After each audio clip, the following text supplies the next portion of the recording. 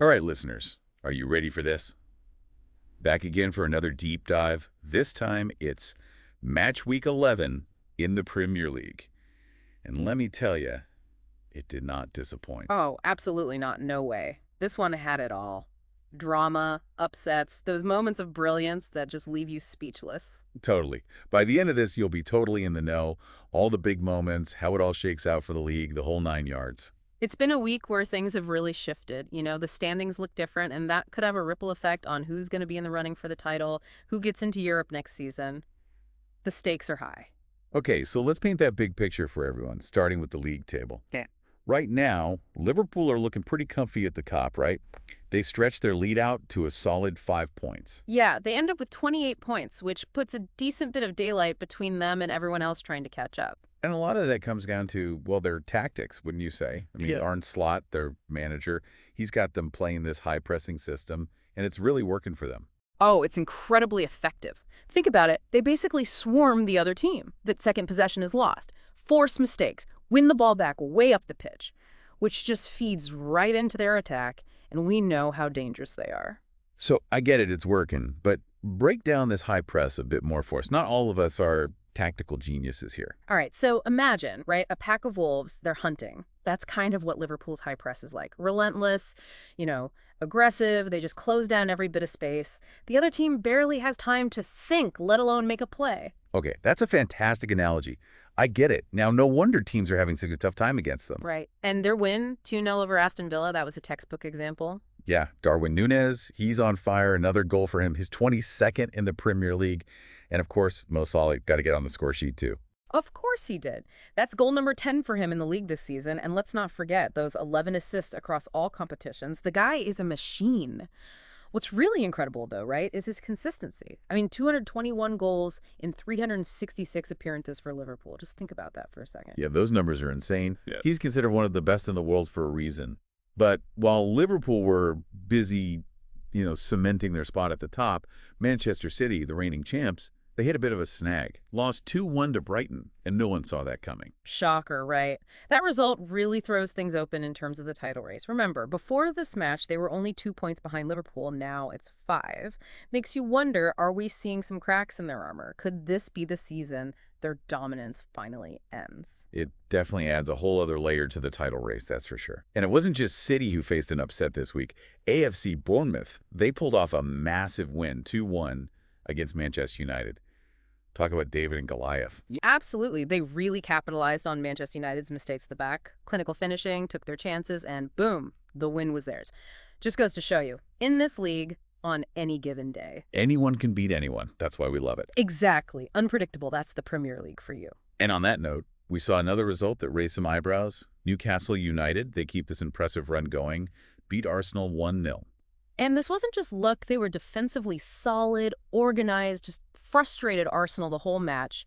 And unfortunately for Arsenal, they had to deal with injuries on top of it. Bukayo Saka and Declan Rice both picked up knocks.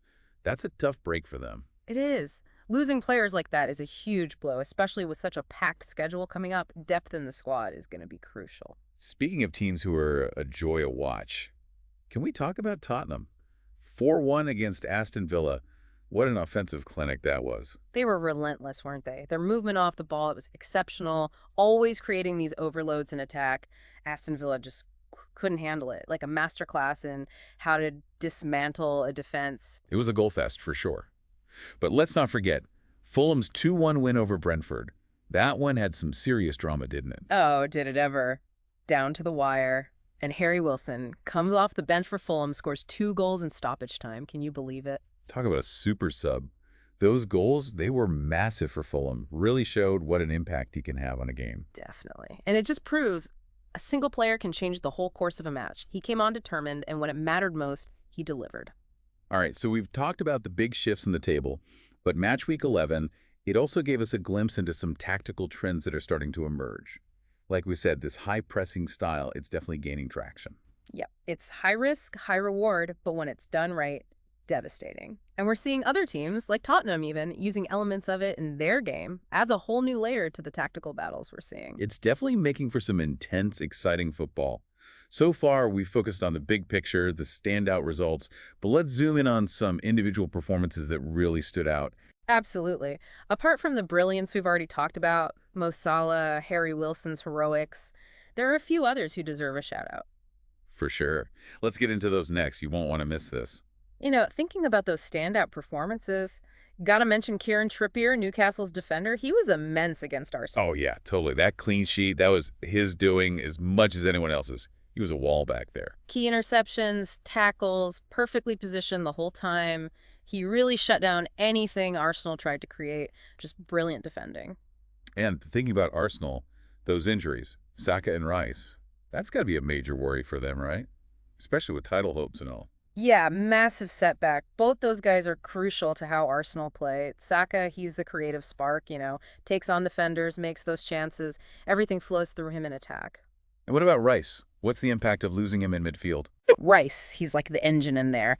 Breaks up play, wins the ball, and then boom, starts an attack. Without him, they lose that defensive strength, the ability to just win the ball back. Could be interesting to see how they adapt, that's for sure. So advantage Liverpool then. Makes their life easier, that's for sure. Mhm. But hey, this is the Premier League. We've already seen some crazy results this season. Tons of matches left to play. Never count anyone out. That's what I've learned. True. It's a marathon, not a sprint, as they say. Okay, so individual performances we've covered, but any other big tactical trends you noticed this match week?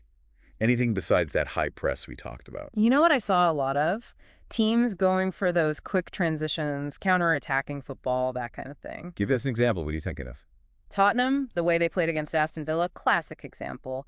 Lightning fast, turning defense into attack almost instantly. Yeah, caught Aston Villa sleeping a few times, for sure.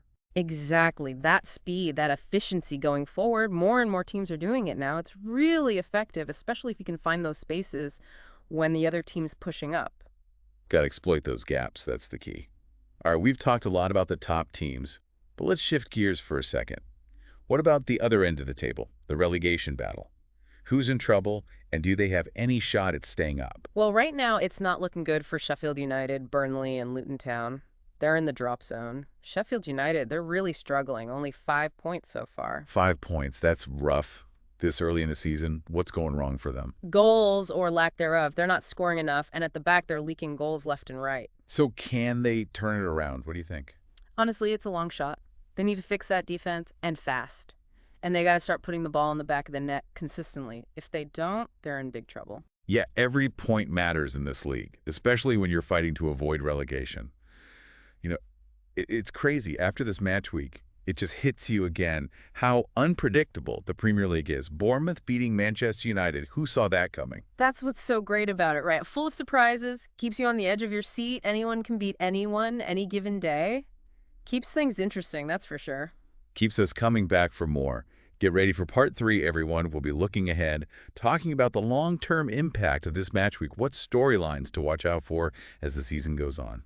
All right, so we've dissected these matches, seen some amazing individual performances, but the big question is, what does this all mean for the rest of the season? That's what we're going to unpack in part 3. Absolutely. That's the thing about the Premier League. One match week and everything can change. This one, oh boy, this one was a game changer. So where do we even start? Well, gotta start with Liverpool, right? They're sitting pretty at the top. But can they keep this up? It's a long season, and we've seen it before. Even the best teams, they can stumble. Remember Manchester City's little slip-up? Yeah, true. Can't just assume they're going to walk away with the title. Exactly, and that's where the other contenders come in. Can City bounce back, close that gap? Can Arsenal, with all these injuries, stay in the race? What about Tottenham, Newcastle? Can they keep up this momentum and make a real push? So many questions. It's going to be fascinating to watch it all unfold. One thing's for sure, though. This season, it's shaping up to be one of the most competitive we've seen in a while. Oh, absolutely. We've got these big established clubs and then these new forces rising up. Everyone wants that top spot. And let's not forget the relegation battle. Things are heating up down there, too. Oh, yeah. Can't forget about the teams fighting to stay in the Premier League. Any predictions for that? Any surprises you see coming? It's still early, but I think we'll see some shakeups in the relegation battle, definitely. The January transfer window, that's going to be key. Teams that make some smart signings, they could give themselves a real chance. So there's still hope for teams like Sheffield United then? Never say never. A couple of good additions, players who can make a difference right away, and who knows what could happen. It's all about making the right moves. It sounds like we're in for a wild ride in the second half of the season. Any final thoughts for our listeners before we wrap things up? Just this. This match week, it proved once again, the Premier League is a league where anything can happen. Upsets, injuries, crazy tactical changes. You just never know what's going to happen next. So buckle up and enjoy the ride, folks. Couldn't have said it better myself. Thanks for joining us on this deep dive into Match Week 11, everyone. We'll be back next week breaking down all the action, analyzing the big stories that are shaping this amazing Premier League season. Until then, keep the football conversations going.